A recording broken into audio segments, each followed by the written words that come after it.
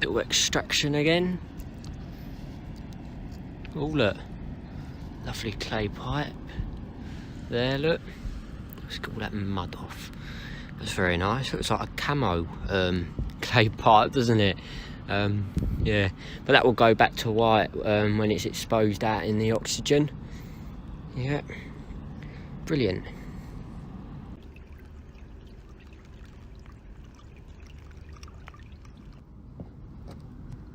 Now, this old carriageway is called Elmley Ferry, Elmley Reach, whatever you want to call it. It goes under both names. But these two boats out in the distance, one just here and one over there, they are two World War II minesweepers. Now, after the war, the councils didn't know what to do with all these boats, so they decided just to dump them out here for the wildlife to enjoy and obviously to rot away. Now, the boat just down here is a minesweeper. And in the 70s, it got burnt down by the council, Kent County Council, because people were living in it. And they didn't want people to live in the boat, so they decided to burn it down. So it looks older than it is, but it actually isn't. That one over there is older, slightly, but it's actually in better condition. I suppose because it's far out, nobody can actually get in it at high tide. I've tried. All you can see is the top, so it does get submerged. Now, this old carriageway is a very ancient carriageway, Elmley Ferry. There used to be a pub just over there, but yeah, that's gone as well now. Yeah, it's a fantastic area. It has been used since the 1700s as a ferryway, but ancient studies suggest it's been used prior to that, because King James II in 1688 actually crossed from the Isles of Sheppey, which is just over there in the distance, to mainland Kent in Sittingbourne, Murston, which is where I'm standing now, on the old ferryway carriageway. And there's actually two masts that still stick out, where there's a winch the other side at Hartley Ferry. And it used to winch the boats in. I think it was when the load, you know, when the tides changed. So yeah, all that remains today is this brick wall, really, to be honest, and the old hump. You know, the old hump where the boats used to, you know, drift off into. And obviously we have the river Swale there and the Swale there. Now, Whitstable's over there with Faversham that way, and then towards this way we have the Isles of Sheppey, River Thames, Medway, etc, etc, Medway towns and stuff like that. So that when the tide, you know, joins, all the sediment in fact comes in, which I've actually noticed because when I got trapped out here a few months ago. So yeah, the tide rushes in this way and it also rushes in that way at the same time. The North Sea is actually that way, but it's closer towards the Isles of Sheppey because of the bridge. I don't know if you can see it on the camera, but the King's Ferry Bridge is over there. There's actually been two of them in the time, but that's history for another day. So yeah, it's a fantastic site, indeed. And because of all the ancient studies, you know, of King James II fleeing the Isles of Sheppey during the French invasions, coming over to mainland Kent, imagine what was dropped off. Like, it's just incredible. I'm finding all these clay pipes today in this video. Who would know it could come from these old ferries, which I guarantee has. Because can you imagine getting on a boat, dropping something, stormy weather? They weren't very prepared back in those times, were they?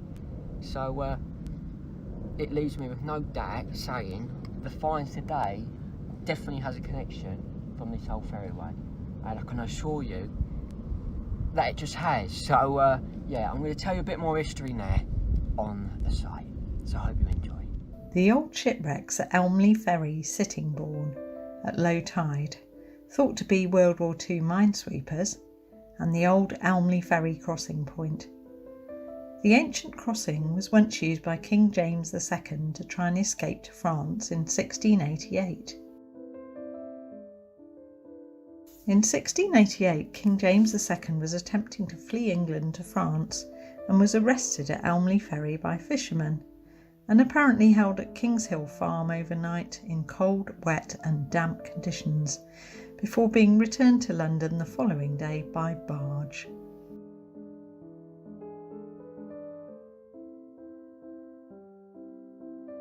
Elmley Reach, known as the Old Ferryway, has been around for centuries. Ferries travelled from Isle of Sheppey to mainland Kent, Sittingbourne.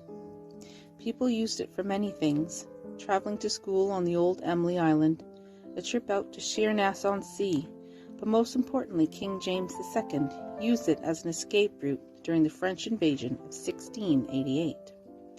Sheerness began as a fort built in the 16th century to protect the River Medway from naval invasion. In 1665, plans were first laid by the Navy Board for Sheerness Dockyard, a facility where warships might be provisioned and repaired. The Isle of Sheppey dates back to the Bronze Age, through to the Iron Age, and then the Romans, until they left around 400 AD. Around 675, the Anglo-Saxon queen Siaxba founded a monastery for 77 nuns and built Minster Abbey.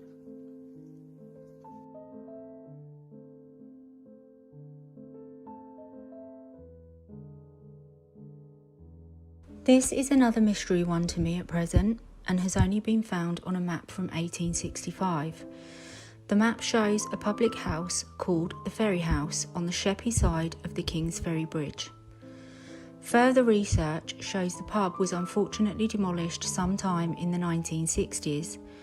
The census of 1871 gave the address as Murston, as did Kelly's of 1903. Now, Martha Dodd. Was she Elmley's longest resident? Among some photos found online of Elmley, there was a copy of a newspaper picture from 1938 showing who I presume to be Mrs. Martha Dodd receiving post from a postman at Elmley. I knew that the Dodd family had lived on Elmley, and Martha was born in a cottage on the Elmley Marshes in 1851. Her parents were William and Elizabeth Flood, and she was the last and youngest of their 8 children. Her father William was born across the swale at Littered, and her mother Elizabeth at Ospringe, and at the time of Martha's birth in 1851, her parents had been living on Elmley since 1838, with William being employed there as a shepherd. Looking at the wider expanse of Elmley today, it would be easy to imagine that all those years ago, Martha had been born into a pretty bleak landscape. But that wasn't necessarily the case. Sure, conditions in the cottages were very basic, but with numerous cottages dotted around the marshes and a row of cottages in Kings Hill farmyard itself and a church nearby, there was a modicum of social life. The swale included an inexhaustible supply of brick earth, newly built cottages, drying sheds and kilns. It seems that the brickworks began life in the late 1840s and only lasted for around 10 years, because in 1860 a cement producing factory was built on the site. Included in the advertisement was the Ferry House pub and ferryman's cottage on the Murston side of the ferry. This 10-acre site also belonged to the Elmley estate. Anyway, despite the employment offered by this nearby industry, Martha's father remained working as a shepherd, and by 1861 the family were found to be living at Rose Cottages on the flat marsh of Kings Hill Farm. Today, only a small fragment of the building remains.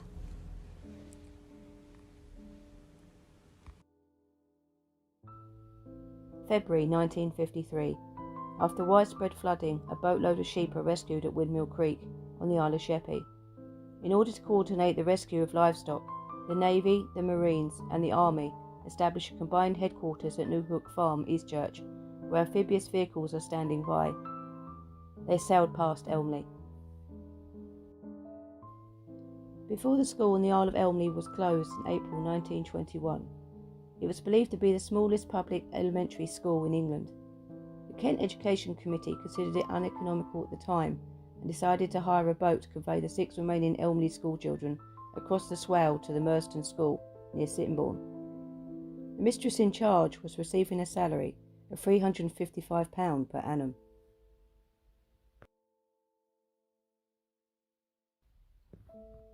This photo, if you enlarge it, is taken from my Elmley collection and shows the view across the Elmley Ferry from the Murston side. If you look at the vessel on the Elmley side, you will see a white square on the sea wall above it. This was a small hut painted white on the inside, and to beckon the ferryman across, the grandsters would open the hut doors to expose the white interior. Simple, but then there were no mobile phones in those days. The swale wreck mystery.